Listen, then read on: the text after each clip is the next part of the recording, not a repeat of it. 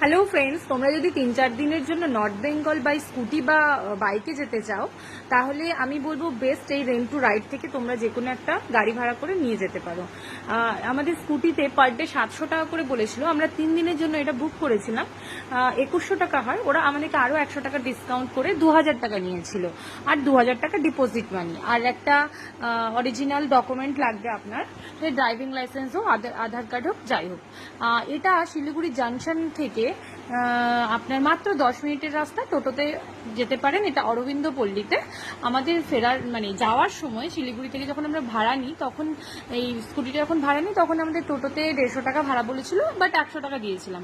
কিন্তু মজার বিষয়, ফেরার সময় মাত্র 20 টাকা করে আমরা গেছিলাম।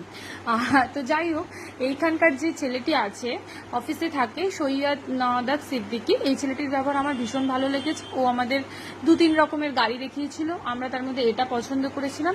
ও গাড়ি ধুয়ে পরিষ্কার করে সবকিছু করে দিয়েছিল, আর গাড়িরও কোনো প্রবলেম হয়নি, গাড়িটা ভীষণ ভালো ছিল। তো ছেলেটির কোঅপারেশন আমাদের ভীষণ ভালো লেগেছে। পাহাড়ে গিয়েও আমাদের গাড়িতে কোনো সমস্যা হয়নি, শুধুমাত্র আমরা একটু পেট্রোল পাম্পে হাওয়া দিয়েছিলাম গাড়িতে, আর একটু ওই লুকিং গ্লাসগুলো টাইট করেছিলাম, আর কোনো সমস্যা হয়নি। ওভারঅল খুব ভালো। আর 2000 টাকা করে ডিপোজিট মানি না, সেটা আপনার ফেরত যখন আপনি গাড়ি দেবেন ওদের, ওটা আপনাকে রিটার্ন করে দেবে। ওভারঅল সব কিছু খুব ভালো ছিল।